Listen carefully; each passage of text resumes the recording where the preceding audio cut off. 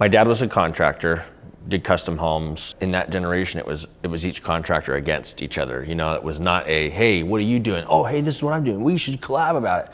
It was a, no, I'm gonna do this because it's better than that guy and I don't really care what he's doing type attitude. Coming here, being shown all the love, everybody just opening their arms. Matt, what questions do you have? You know, what things do you want to learn about? And me just being able to a la carte say, what do you do here? How do you write your contract this way? How do you budget for this? And everybody having an answer as opposed to just figure it out. Since becoming part of this group of people, I always know where to go. I always know who to call. All right, we've got Matthew from Cruise Development. This is your third Contractor Coalition. There you go, bro. Yeah. Fourth one, you get a tattoo. Yes. We should work on that. I need a new tattoo. I'm sure Tyler Grace would be all about that. Yeah. Why do you keep coming back? Because I can't learn enough. I feel like every time I come, there's new information that I will learn. There's new techniques that you guys are learning and implementing into your businesses that'll help me to become more successful. So I feel like it's in my best interest to always try and find out how to become a better business owner so that I can provide that to my clients. I don't see any issues with investing in myself to try and come out and learn more. I always kind of see that as something that if you're willing to invest in yourself, you'll always be willing to invest in your people, which will then build the culture that I want to build within my own company, which is people don't want to go anywhere. You know, they just want to stay. And so I feel like I've learned from each one of you individually on how to do that, and I continue to learn that. So, what other cities were you at before Omaha? I was in Austin. Austin was my first one, 2 years ago or 3 years ago, I think that was. And then I did Boston last year. Okay. And then Omaha this year. We'll be in Chicago this year as well. Are you good? Yeah, we're going. Nice, solid. And you're here with your wife, I believe, correct? Have you guys thought about bringing people of your team and what they might benefit, or what's kind of your thought process as you continue to use this as a not only business development but self-improvement, and really, like as you just mentioned, you're really investing in yourself and in your company. What does that look like in the future? So I just hired a superintendent like 3 weeks ago. It was a really big step for me. I was really worried. I'm like, oh crap, you know, I gotta provide a salary for somebody else, you know, and it's kind of a big responsibility. And he's got a family and 4 kids. So it's a big responsibility. I have a family with 6 kids, so I know. But it was time, and it was time for me to finally bring somebody on to help me. Now, Eric's coming with us to Chicago because I want Eric to now understand everything that I'm learning and understanding, so that as I continue to step away, not from the day-to-day operations, but just as, you know, as I start to step away from the day-to-day operations and just continue to biz dev and sell, I need somebody there that can continue to do what I've done. And offloading that is a little bit scary. It's a lot of information for him.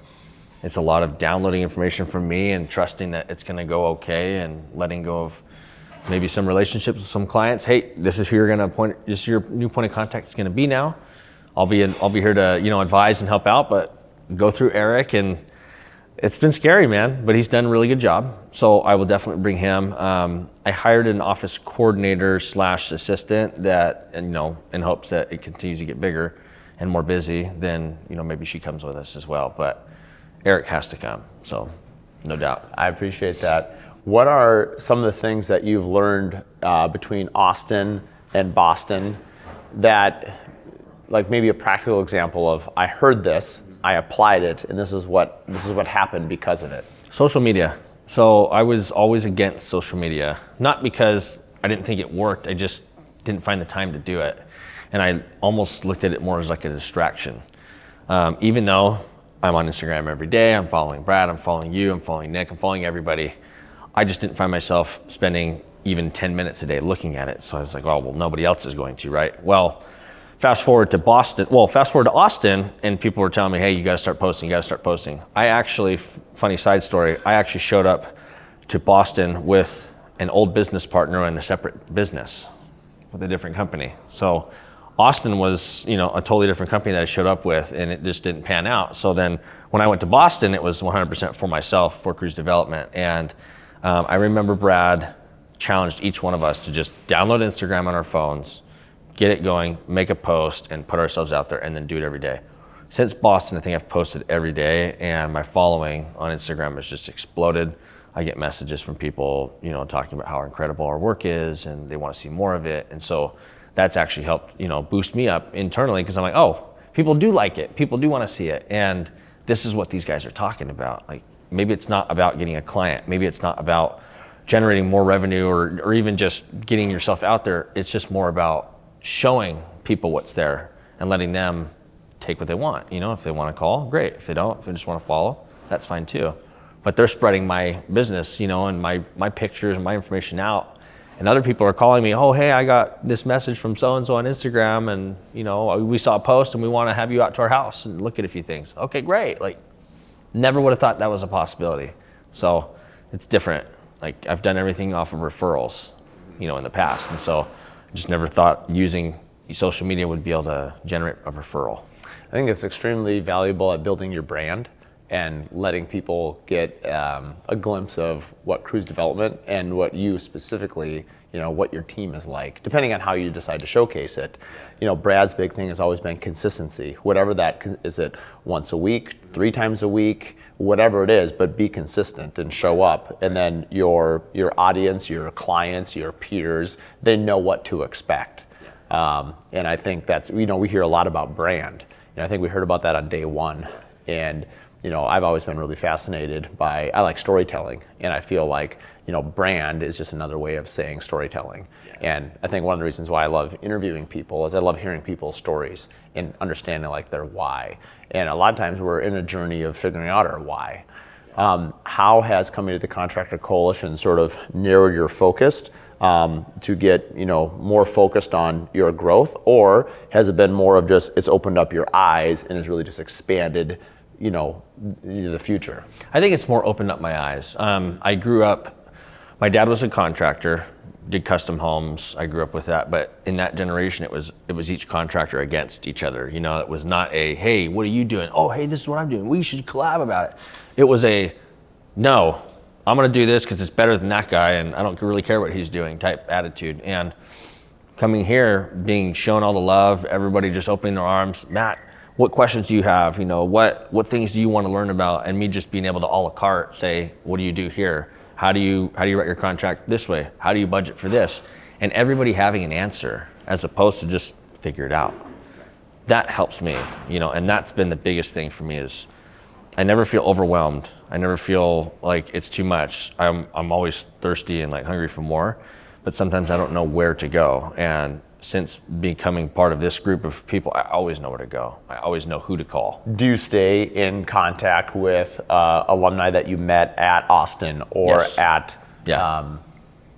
Boston? I do, yeah. Different people from both groups. Right. Yeah. Some have turned into really good friends. I'm really good friends with Nick McCauley, with McCauley Construction. Him and I collab, I do their roofs. I'm really good friends with Brad. I'm doing Brad's roof on his own personal house. Like, there's just things that come from showing up, letting people know who you are. Maybe not, I don't feel like I have a whole ton to offer, but everybody else seems to think they do, right? And so it's that whole like, wow, I need to get out of my own mind and allow other people, to help me, and then just kind of sit in the driver's seat and ride the wave. So, yeah. I mean, you're at this point, you're a brand ambassador for Contractor Coalition. If you were to tell a builder who was considering to attend, what would you tell them? Why should they come? I tell them that if you're not going to attend a coalition, you're making a mistake. And the reason I say that is because no matter what level of your business that you're in, whether it's you're doing $100 million a year or you're doing $1 million a year, there's things that you can learn here, and there's relationships that you can create that will last a lifetime.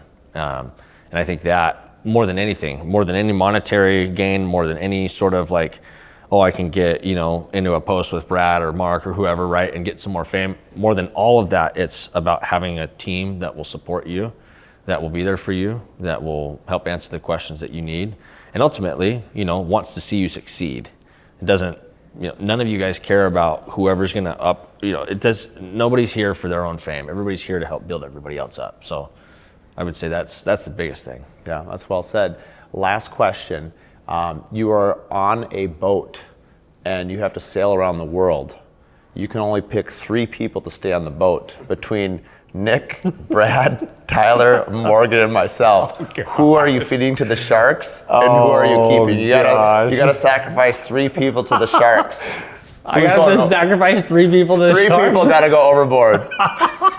What happens to me? You're on the boat. Oh, God. You get to pick who stays on the boat. You have to pick 2 of those people to stay on the boat. I have to pick 2? Yep, and you have to tell us why. Okay, well, Nick and Brad. They're staying. They're staying.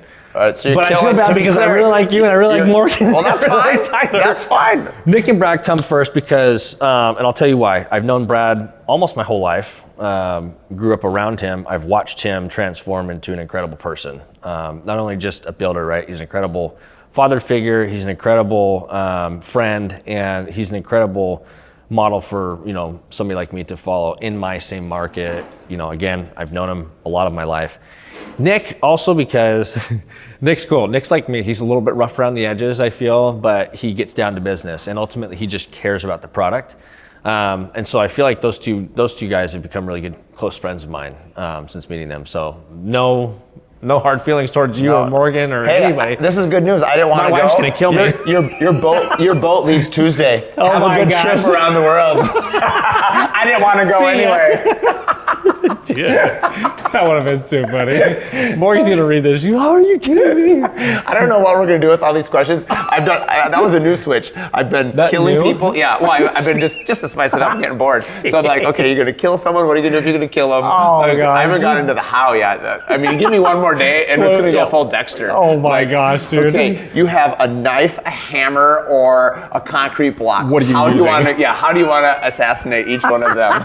That would be so awesome. If nothing else, this is going to be great internal fodder. This is going to be great content, I hope we can dude. figure out a way to, this has got to live out there.